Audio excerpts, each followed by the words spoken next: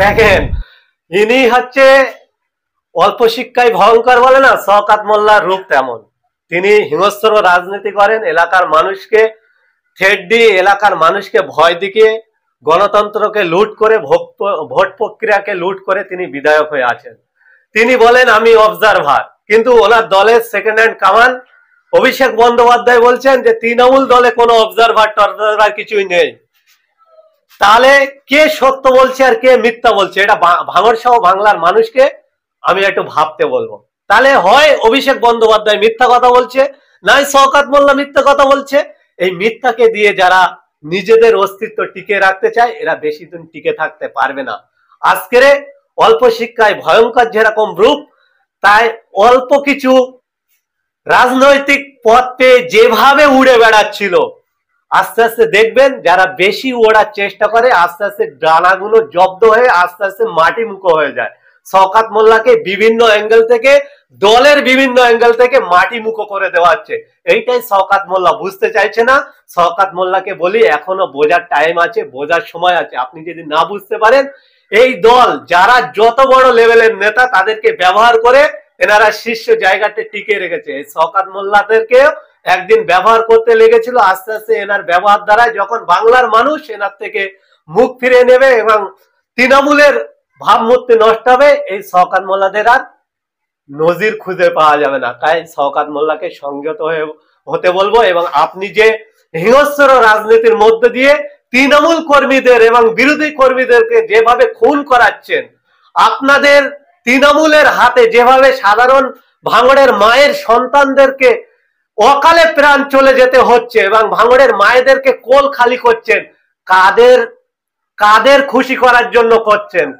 নিজের স্বার্থ চরিত্র বাড়ানোর জন্য করছেন, দলের কাছে নিজেকে প্রমোট করার চেষ্টা করছেন?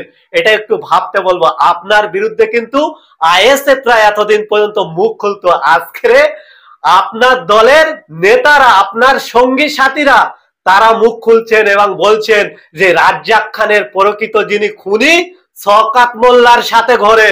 তাহলে আজকে আমরা যে কথাটা আগে বলতাম, আপনার দলের নেতারা স্পষ্ট করে দিচ্ছে। আজকের শওকত মোল্লার বিরুদ্ধে ভাঙড়ের তৃণমূল কংগ্রেসের যিনি অভিভাবক আরাবুল ইসলাম মহাশয় বলছেন যে শওকত মোল্লা ক্যানিং থেকে এবং বিভিন্ন জায়গা থেকে মানুষ এনে, দুষ্কৃতী এনে ভাঙড়ের মায়ের কোল খালি করছে। এটা আমরা বলতাম, আজকের দলের অভ্যন্তরে দলের লোক ওনার বিরুদ্ধে কথা বলছে। আমরা বলি ভারতবর্ষের আইন ব্যবস্থা, ভারতবর্ষের তদন্তকারী সংস্থা, তাদের উপরে আস্থা রেখে যে কেসগুলো ভাঙড়ের মানুষ করে রেখেছে, সেটা যদি সঠিকভাবে ইউটিলাইজ করা হয়, সেটা যদি সঠিকভাবে তদন্ত করা হয়, দুধ কা দুধ পানি কা পানি হয়ে যাবে বলে আমরা মনে করি। ভাঙড়ে কাশীপুর এবং ভাঙড় থানা ভেঙে 8টা থানা করা হয়েছে, তারপরেও আপনি একজন জনপ্রতিনিধি হয়ে প্রশাসনের বিরুদ্ধে বলছেন যে প্রশাসন স্বতঃস্ফূর্ত না হলে শান্তিপূর্ণভাবে নির্বাচন করা সম্ভব নয়। হ্যাঁ, অবশ্যই প্রশাসন তো কোনো রকম ভাবেই শান্তিপূর্ণভাবে ইলেকশন করাবে না। এখন ভোট আসেনি, এখনো কয়েক মাস বাকি। তার আগে ভাঙড়ে দেখে বিভিন্ন প্রান্তে অশান্তি চলছে, সামান্য সামান্য ব্যাপারগুলো নিয়ে আইএসএফ কর্মীদের প্রতি আক্রমণ নেমে আসছে। তার পরবর্তী দেখতে পাচ্ছি রাতের অন্ধকারে আইএসএফ কর্মীদের বাড়ি গিয়ে সমস্ত পুলিশেরাকে অত্যাচার করছে। এই গত কয়েকদিন আগে আমাদের শানপুর অঞ্চলের ছেলে গোয়ালিয়ায় একটা ঝম্বল হয়, সেই ঝামেলায় মিথ্যা অভিযোগ দায়ের করার পরে আমাদের একজন দলেরই থেকে প্রতিদ্বন্দ্বিতা করে কাশীপুর বুথের একজন পঞ্চায়েত সদস্য, তিনি একজন জনপ্রতিনিধি, তানাতে মিথ্যা কেস বেশ কয়েকদিন হয়ে গেল, আজকে প্রায় 10-12 দিন হয়ে গেল, এখনো পর্যন্ত তাকে জামিন হচ্ছে না। অতএব উনি তো মানুষ মারেনি, কোনো প্রমাণ নেই, ফুটেজ নেই, বা কেউ ওনার নামে একটা কেউ লিখিত, ওনাকে পুলিশ সামনে পেয়েছে, তুলে নিয়ে ওই কেসে ঢুকিয়ে দিয়েছে। আর শওকত মোল্লার নামে আমরা একাধিকবার মহিউদ্দিনের পরিবার থেকে শুরু করে, রেজাউলের পরিবার থেকে শুরু করে, হাসানুজ্জামানের পরিবার বা আমাদের আরও যারা বিভিন্নভাবে আক্রান্ত হয়েছে, শওকত মোল্লার নাম ধরে ধরে আমাদের কর্মীরা এফআইআর করেছে, থানায় লিখিত দায়ের করেছে। এখন তানার দলেরই নেতারা তৎকালীন সময় 2023-এর নির্বাচনে যারা একসঙ্গে ছিল, তারাও অভিযোগ করছে, তানার বিরুদ্ধে আইন প্রশাসন ব্যবস্থা নিচ্ছে না। অতএব এই প্রশাসনকে আমরা ভাঙড়ের মাটিতে বিশ্বাস করতে পারিনি।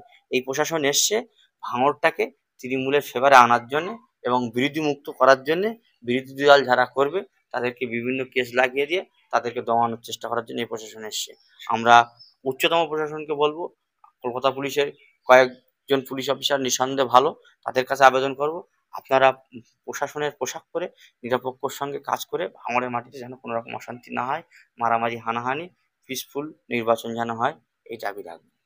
আমরা সূত্র মারফত খবর পেলাম, সেটা কতটা সত্য জানি না, এই কিছুক্ষণের মধ্যে খবর পেলাম যে শওকত মোল্লার থেকে তৃণমূলের যে সমস্ত পদগুলো দেওয়া হয়েছিল সেগুলো থেকে তাকে অব্যাহতি দেওয়া হয়েছে, তো সরিয়ে দেওয়া হয়েছে। দেবী তো ওনার যা কীর্তিকলাপ, ওনার যা আলোচনা, এই 2023 থেকে 2025 এমন কোনো দিন নেই ভাঙড়ের মাটিতে সাধারণ মানুষের নিয়ে মিছিল করা, এমন কোনো ইস্যুটা কেন্দ্র করে ভাঙড়ের রাস্তায় নামিয়ে প্রকাশ্যে মিডিয়ায় সামনে এসে মিডিয়াদের ধমকানি থেকে শুরু করে বিরোধীদেরকে ধমকানিতে শুরু করে বিরোধীদেরকে মারার নিদান পর্যন্ত উনি দিয়েছে। উনি যদি সত্যিকারে একজন জনপ্রতিনিধি হয়ে থাকে, পুলিশ প্রশাসনের সঙ্গে বলে কোন পুলিশরা এইরকম কথাবার্তা, তাহলে ওনার কাছে পুলিশও কোন পুলিশ ওনাকে কৈফিয়ত দিতে হবে। আমরা মনে করি উনি একজন এই সুস্থ ভাঙন সংবিধান মেনে রাজনীতি করা ব্যক্তি না। অবশ্যই ওনার দল ওনাকে ছড়াবে বটে, এমন সময় আসবে ওই অনুব্রত পার্থর মতন ওনার হাল হবে, এখন দলের কর্মীরা ওনাকে চিনতে পারবে না।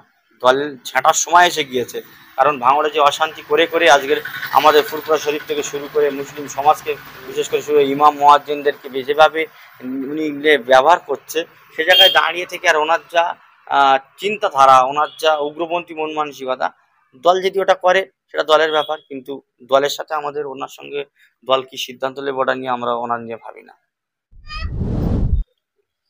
এই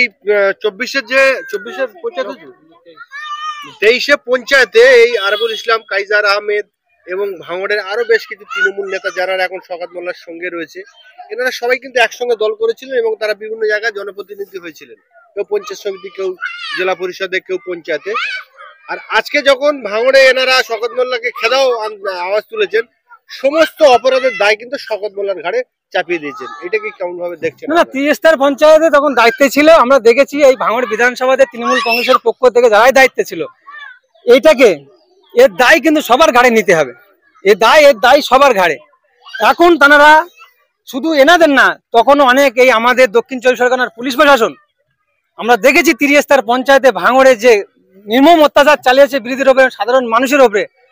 বিরোধীরা কোনোভাবে নমিনেশন করতে চায়নি। আমরা দেখেছি যে শাসক দলের গুন্ডারা মেশিন বোম নিয়ে দাপাদাপি করছে ভাঙড় বাজারের উপরে, পুলিশ তাদেরকে সহযোগিতা করছে, এক ধরনের পুলিশ, সব পুলিশ না, তারা সহযোগিতা করছে এবং পুলিশের সঙ্গে থেকে তারা গুলি বোম চালাচ্ছে, আমাদের স্বচক্ষুর দেখা আমরা দেখেছি। কিন্তু আমাদের দলের একজনও এখনো জেলে যায়নি, কিন্তু আমাদের হাজার হাজার এই ভাঙড় বিধানসভা নওশাদ সিদ্দিকীর ভালোবাসার মানুষ এবং বিরোধী যারা করে, যারা নমিনেশন করতে গিয়ে তা অনেকেই এখনো জেলে আসে, হাজার হাজার মানুষ জেল কেটেছে। আমাদের বিধায়ক তাদেরকে জামিনে মুক্ত করে বাড়ি নিয়ে এসছে এবং যে তিস্তার পঞ্চায়েতে যে সন্ত্রাস চালিয়েছে তার দায়ভার ভাঙড় বিধানসভা যে যত তৃণমূল কংগ্রেসের লিডার আছে সবাই এর দায়িত্বে, এর সবার দায় নিতে হবে। এর দায় আরাবুল ইসলামের কতটা দায়িত্ব নিয়ে, আরাবুল তো মেন ভূমিকা আছে। দেখুন, সেটা গণনা কেন্দ্রে মানুষ দেখেছে 7টার সময় যখন আমাদের জেলা পরিষদ কারিমুল ইসলাম মহাশয় যখন তিনি জিতে গেছেন 7,000 কত ভোটে তখন জিতে গেছে, পুরো ডিক্লেয়ার হয়ে গেছে, তারপরে তাকে সার্টিফিকেট দেওয়া হয়নি। ওই আরাবুলের নেতৃত্বে এবং শওকত মোল্লার সহযোগিতায় এবং তখন যে বিডিও সাহেব ছিল, আমরা মনে হয় এই তিনজনের আলোচনায় কারিমুলকে হারানো হলো এবং তাকে জেতা সার্টিফিকেট দেওয়া হলো না। সেদিনকে সেই নির্মম অত্যাচার ভয়াবহ দিনে আমরা আজও ভুলতে পারিনি, কারণ আমরা দেখেছি আমাদের হাসান ভাই সচক্ষে গুলি খেলো, আবার গাজী সাহেব তানাকে গুলি করে হত্যা করা হলো, ওই গণনা কেন্দ্রে আমরা দেখেছি। অতএব আমরা যে ভাঙড়বাসী এত সচেতন, এত সজাগ, এত এনারা অ্যাক্টিভ, আগামী দিন ভাঙড় বিধানসভাতে শওকত কেন, আরাবুল কেন, কাইজারদা কেন, সব মিলে যদি ভাঙড় বিধানসভাতে তারা সন্ত্রাস চালায়, যত মিটিং মিছিল করুক না কেন, আমাদের বিধায়কের নেতৃত্বে 26 সালে ওনাদেরকে এখান থেকে হারিয়ে তারপরে আমাদের বিধানসভায় থেকে নওশাদ সিদ্দিকী মহাশয়কে পাঠিয়ে তারপর আমাদের অন্য কাজ থাকবে। ভাঙড়ের শক্ত ঘাঁটি, ভাঙড়ে আইএসএফের শক্ত ঘাঁটি, সেই জায়গায় তৃণমূলের খেয়ে একটা ব্যাপার চলছে। 26-এ জেতার রাস্তাটা কতটা সহজ করে দিল বলে মনে হয়? কোনো সহজ, দেখুন একটা জিনিস, এখন কাইজারদা, আরাবুল ইসলাম মহাশয় ভার্সেস শওকত মোল্লা, আহসানদা এবং সাবির, এনাদের নেতৃত্বে যে এখন খেলা চলছে সেমিফাইনাল খেলা, এই দলের এই দুজনের মধ্যে যে জিতবে তাদের সঙ্গে নওশাদ সিদ্দিক ভাইজানের টিম খেলবে 26-এ এবং ফাইনালে জিতবে জিতবে জিতবে।